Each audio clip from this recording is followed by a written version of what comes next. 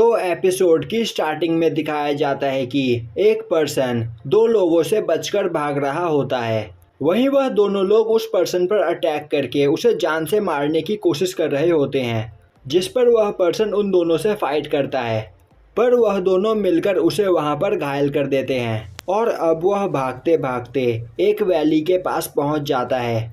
वहीं उसकी पूरी एनर्जी अब खत्म हो चुकी होती है, जिसके बाद वह उन दोनों पर्सन से बोलता है कि न्यूनर, साओयू, आखिर तुम दोनों यह क्यों कर रहे हो। तभी साओयू न्यूनर को अपने पास खींचता है, जो देखकर वह पर्सन काफी ज्यादा हैरान हो जाता है। अब न्यूनर बोलती है कि तुम्हें क्या लगा मैं तुम्हें पसंद करती हूँ।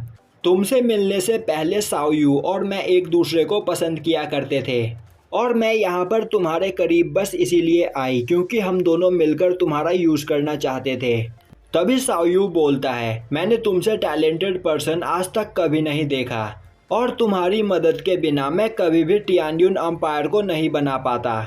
पर भले ही मैंने यहाँ पर तुम्हारा यूज़ किया, पर जब जब मैं तुम्हें न्यू ईयर के साथ देखा करता था तो मुझसे वह बर्दाश्त नहीं होता था। फिर हम दोनों ने मिलकर यह डिसाइड किया कि 9 हेवनली मार्शल गॉड रेलम पर पहुंचने के बाद हम दोनों मिलकर तुम्हें मार देंगे और फिर हम दोनों एक साथ अपनी खुश लाइफ जिएंगे। क्वीन चैन, मैं मानता हूं कि तुम एक ग्रेट पर्सन हो और तुम यहाँ पर बस अपने ताकत के दम पर एक मार्शल आर्ट लेजेंड बने, पर अब इसका कोई फ़ायदा नहीं क्योंकि हम दोनों भी यहाँ पर तुम्हारे जितने ही पावरफुल है, यहाँ तक कि अब तुमसे ज़्यादा पावरफुल। और तुमने यहाँ पर मेरे किंगडम के लिए जो भी कुछ किया, मैं उसके लिए तुम्हें अपने दिल से थैंक्स करता हूँ। पर यहाँ पर हम दोनों इतने सालों तक भाइयों की तरह रहे और तुम मेरे काफ़ी अच्छे दोस्त हो, इसीलिए मैं तुम्हें यहाँ पर जान से नहीं मारूंगा, पर इसके बदले में तुम मुझे वह दे दो। यह सुनते ही क्वीन चैन बोलता है, मेरे पास यहाँ पर जो भी कुछ था वह तुम पहले ही मुझसे छीन चुके हो, तो अब यहाँ पर तुम्हें क्या चाहिए। साओयू बोलता है, मैं यहाँ पर उस ट्रेजर के बारे में बात कर रहा हूँ जो तुम्हें फॉरबिडन लैंड से मिला था, तुम उसे मेरे हवाले कर दो, मैं तुम्हें जिंदा छोड़ दूंगा। तभी क्वीन चैन बोलता है, साओयू, तुम इतने सालों से मेरे साथ हो पर आज तक तुम मुझे समझ नहीं पाए। मुझे भले ही जिंदगी से प्यार हो पर मैं यहाँ पर मरने से नहीं डरता हूँ। और अब यह बोलकर क्वीन चैन वहाँ पर उस ट्रेजर को एक्टिवेट कर देता है और तभी वह ट्रेजर काफ़ी तेज़ी से वहाँ पर उस माउंटेन को काट देता है, जिसके बाद क्वीन चैन उस माउंटेन से नीचे गिरने लगता है।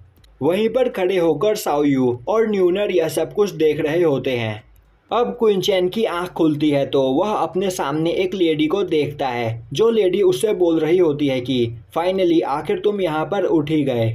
और अब वह लेडी क्वीन चैन को गले लगा लेती है। तभी क्वीन चैन अपने आसपास देखता है और सोचने लगता है कि आखिर मैं यह कहाँ पर हूँ। अब वह लेडी बोलती है कि वह क्वीन चैन को लेकर काफ़ी ज़्यादा परेशान हो गई थी क्योंकि उन सभी लोगों ने मिलकर क्वीन चैन को काफ़ी बुरी तरीके से मारा था। और तभी क्वीन चैन को अपनी सभी पुरानी बातें याद आती है, जिन्हें याद करके वह सोचने लगता है कि क्या वह अभी तक यहाँ पर कोई सपना देख रहा था। अभी वुसेंग कैलेंडर के हिसाब से साल 2516 चल रहा है और टियानयुन अंपायर इस मेनलैंड का सबसे पावरफुल किंगडम बन चुका है और यहाँ पर एक छोटी सी कंट्री में मेरा पुनर्जन्म हुआ है, पर अभी तक मुझे मेरी पिछले जन्म की कोई भी बात याद नहीं थी।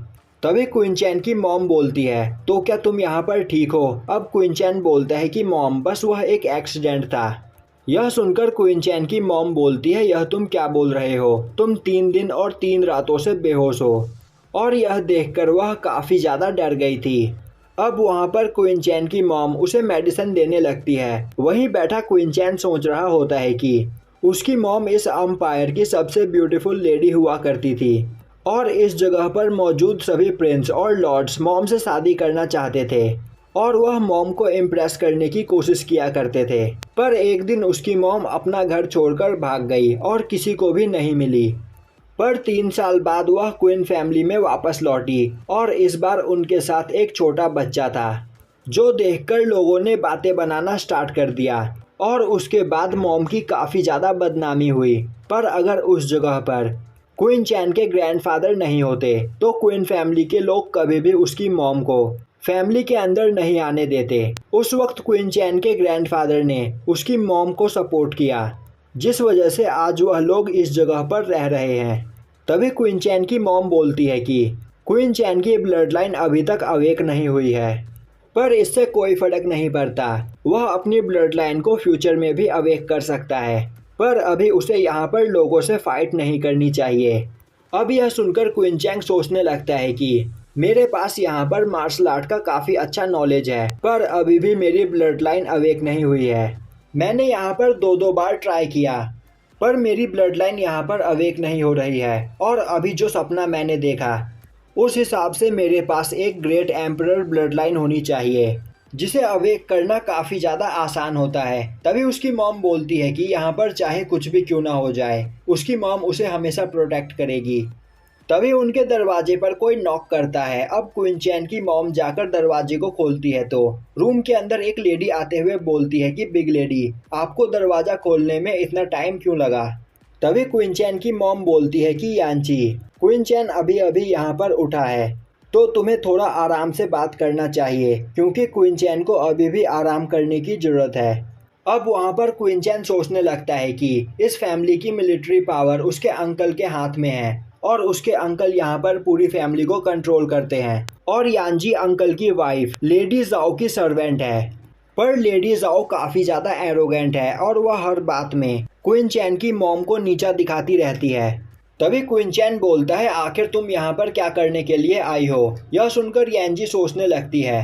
3 दिनों तक बेहोश रहने के बाद क्वीन चैन के अंदर काफ़ी ज़्यादा हिम्मत आ गई है। तभी यांजी बोलती है, मास्टर चैन, यहाँ पर आपको ज़्यादा सोचने की कोई ज़रूरत नहीं। और अब वह उसकी मॉम से बोलती है कि बिग लेडी, क्या आपको याद है कि आपने लेडी जाओ से क्या प्रॉमिस किया था। तभी क्वीन चैन पूछने लगता है कि मॉम, आपने लेडी जाओ से क्या प्रॉमिस किया था। पर क्वीन चैन की मॉम उसे यह बात बताना नहीं चाहती थी।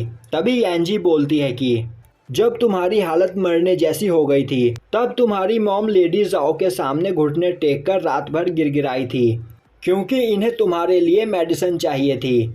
जिस पर लेडी जाओ ने इनसे एक प्रॉमिस लिया और कहा कि वह तुम्हें मेडिसिन इसी कीमत पर देंगी जब तुम्हारी मदर लॉर्ड कुई से मिलने के लिए जाएगी।